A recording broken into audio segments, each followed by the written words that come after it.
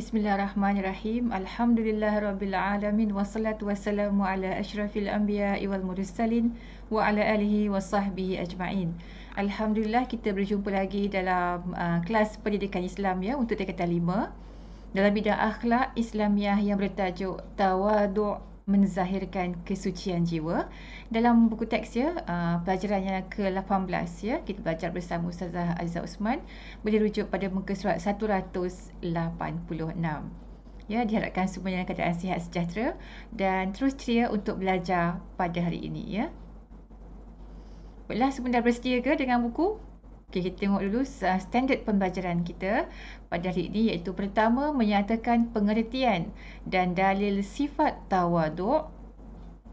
Yang kedua, menjelaskan contoh sifat tawaduk yang diamalkan oleh Rasulullah sallallahu alaihi wasallam. Yang ketiga, merumuskan hikmah sifat tawaduk. Yang keempat, mengamalkan sifat tawaduk dalam setiap keadaan secara beradab dan istiqamah. Jadi kita sebut betul-betul tawaduk. Macam tu ya. Okey, jadi apakah dia maksud tawaduk ni sebenarnya? Biasa kita dengar ya, tawaduk tu kan. Ini bahasa Arab sebenarnya, tawaduk. Jadi maksud bagi tawaduk iaitu sikap kerendahan hati kepada Allah Subhanahu Wa Taala dan sesama manusia. Ya, rendahkan hati kita kepada Allah dan juga sesama manusia. Apakah dalil nakli bagi sifat tawaduk? Radhiyallahu anhu meriwayatkan bahawa Rasulullah sallallahu alaihi wasallam bersabda, maksudnya, dan tidaklah seseorang merendahkan diri kepada Allah Subhanahu wa taala melainkan Allah Subhanahu wa taala akan mengangkat derajatnya. Ini hadis riwayat Muslim. Jadi kalau kita rendahkan diri kita kepada Allah, nescaya Allah akan tingkatkan lagi derajatnya ya di sisi Allah Subhanahu wa taala. Yang kedua, daripada hadis riwayat Muslim, daripada Iyad bin Hamar radhiyallahu anhu meriwayatkan bahawa Rasulullah sallallahu alaihi wasallam bersabda, "Innallaha auha ilayya an tawada'a hatta la yafkhara ahadun ala ahad wa la yabghi ahadun ala ahad." Ya, riwayat Muslim yang bermaksud, sesungguhnya Allah Subhanahu wa taala telah mewahyukan kepadaku agar bersifat tawaduk. Janganlah seseorang antara kamu bersifat sombong dan berbuat zalim kepada yang lain. Ya, Nabi telah menerima wahyu ya yang menceritakan agar kita semua bersifat tawaduk sebagaimana diwahyukan kepada Nabi untuk bersifat tawaduk juga. Di samping itu, janganlah bersikap sombong dan juga zalim terhadap orang lain. Jadi bagaimanakah Rasulullah sallallahu alaihi wasallam mengamalkan sifat tawaduk dalam kehidupan seharian baginda? Kita lihat contoh yang pertama, tawaduk dalam pergaulan ya. Jadi di sini dalam pergaulan baginda Rasulullah sallallahu alaihi wasallam, terutamanya dengan kanak-kanak ya. Walaupun baginda punya kedudukan yang mulia ya, tapi tak sombong dengan kedudukannya. Bayangkannya seorang utusan Allah ya, utusan Allah. Seseorang yang mempunyai kedudukan yang amat mulia, yang amat tinggi. Namun demikian tidak sombong walaupun dengan kanak-kanak ya. Jadi caranya itu baginda menghormati dan menyayangi kanak-kanak dan sentiasa bersifat lemah lembut dengan mereka. Jadi daripada Anas bin Malik radhiyallahu anhu meriwayatkan bahawa Rasulullah sallallahu alaihi wasallam selalu menyantuni kanak-kanak dengan mendahului ucapan salam ketika bertemu dan membelai rambut mereka dengan perasaan kasih sayang. Jadi kalau kita berjumpa dengan seseorang, tak kiralah siapa kita, kedudukan kita ni ada jawatan di sekolah ke ya, sebagai pengawas ke, sebagai ketua tingkatan, ketua kelas ke, kita apa-apa hal kita berjumpa dengan orang, kita mulakan salam dahulu sebab mulia orang yang memulakan ucapan salam ya. Berikan ucapan salam kepada orang yang kita temui.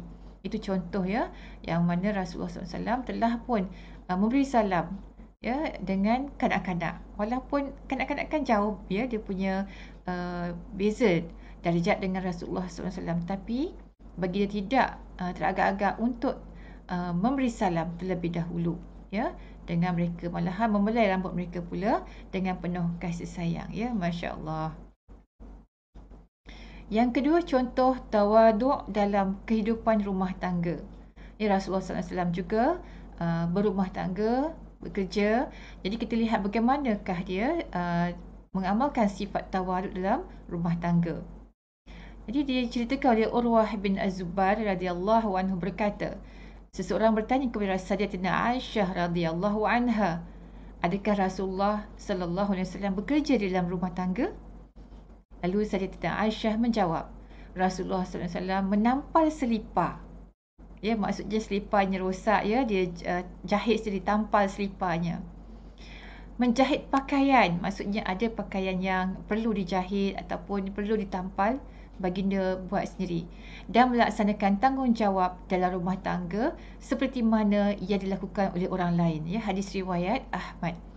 Jadi walaupun baginda seorang yang sangat mulia, ya, sangat tinggi pangkat darjatnya, ya, di sisi Allah Subhanahu Wa Taala, namun dia tidak sombong untuk melakukan kerja-kerja di dalam rumah, seperti dia menjahit, menampal seliparnya sendiri, menjahit pakaiannya, masya-Allah, ya. Itu contoh yang sangat-sangat hebat, perlu diteladani oleh kita, ya. Contoh yang ketiga iaitu tawaduk ketika makan dan minum. Rasulullah sallallahu alaihi wasallam menunjukkan sifat tawaduk ketika makan dan minum, iaitu baginda tidak pernah mencela makanan yang dihidangkan kepadanya. Jika baginda menyukai, dia akan makan. Namun apabila baginda tidak menyukainya, baginda akan meninggalkannya. Ya, tidak menzahirkan perasaannya, sebaliknya hanya berdiam. Ya, jadi bayangkan, adakah kita seperti baginda Rasulullah SAW? Ya, kalau kita rasa tidak sedap, kita terus cakapkan, tak sedapnya makanan ni, tak sedapnya lauk ni, pahitnya, ya, kan, macam kita terus cakap. Tetapi baginda hanya berdiam dan meninggalkan makanan tersebut, ya.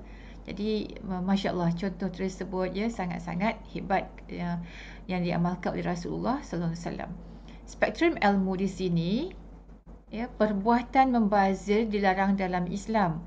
Firman Allah Subhanahu Wa Taala maksudnya, sesungguhnya orang yang boros itu ialah saudara syaitan, sedang syaitan itu pula ialah makhluk yang sangat kufur kepada Tuhannya. Surah Al-Isra ayat yang ke-27. Ya, jadi dalam ayat Al-Quran ini menerangkan bahawa janganlah sesekali kita membazir, ya. Maksudnya kalau kita tidak suka dengan sesuatu, contoh tadi katakan makanan, ya, mungkin makanan tersebut boleh diberikan kepada haiwan peliharaan, haiwan ternakan, ya. Kita lihat apakah ada hikmah tawaduk, mengapakah Islam sangat menekankan supaya kita mengamalkan sifat tawaduk dalam kehidupan kita seharian, ya. Okey, yang pertama sekali, membantu insan yang bertakwa kerana sentiasa mengamalkan sifat mahmudah. Ya, sifat mahmudah iaitu sifat yang dipuji, yang terpuji. Sebab tawaduk ni hanya dalam hati, tak dapat kita lihat, ya, tapi daripada hati dizahirkan dengan amalan, ya. Kemudian dikasihi masyarakat kerana tidak bersikap sombong. Kalau kita ada kawan, kan, yang kawan tu sangat merendah diri, walaupun katakan dia tu pandai, dia tu cantik, dia tu handsome, dia tu kaya, tapi dia sentiasa merendah diri. Jadi kita akan suka berkawan dengan orang yang demikian, ya. Kemudian membentuk keluarga yang harmoni kerana saling menghormati antara satu sama lain. Di dalam sebuah keluarga, jika ada sifat tawaduk ini, menyebabkan keluarga tersebut harmoni. Kalau dalam sebuah kelas, kelas tersebut akan sentiasa ceria, ya, tiada perselisihan faham. Baiklah, yang seterusnya, mendapat kedudukan yang mulia di sisi Allah Subhanahu Wa Taala kerana sentiasa bersyukur. Jadi di samping dihormati oleh masyarakat, disayangi oleh kawan-kawan, ya, tapi juga mendapat kedudukan yang mulia di sisi Allah Subhanahu Wa Taala kerana mengamalkan sifat tawaduk. Dan akhir sekali, membudayakan sikap merendah diri demi kepentingan Islam, ya, sebab apa yang kita amalkan mencerminkan pribadi umat, ya, umat Islam.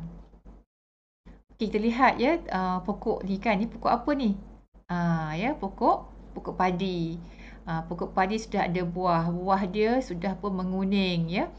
Jadi ada pepatah dalam bahasa Melayu iaitu ikut resmi padi, semakin tunduk semakin berisi. Jadi maksudnya padi tu semakin masak dia semakin tunduk, semakin tunduk. Dia tidak meninggi diri. Ya, makin tunduk makin tunduk. Makin berilmu, makin berharta, berpangkat tinggi. Bukan nak suruh tunduk macam tu, tapi maksudnya merendah diri. Ya. Baiklah, sekian sahaja kelas kita pada hari ini yang bertajuk tentang tawaduk. Semoga semuanya mendapat manfaat dan jangan lupa untuk klik subscribe dan juga like pada video ini. Semoga anda semua berjaya dalam periksaan dengan cemerlang, juga cemerlang di dunia dan juga di akhirat. Assalamualaikum warahmatullahi wabarakatuh.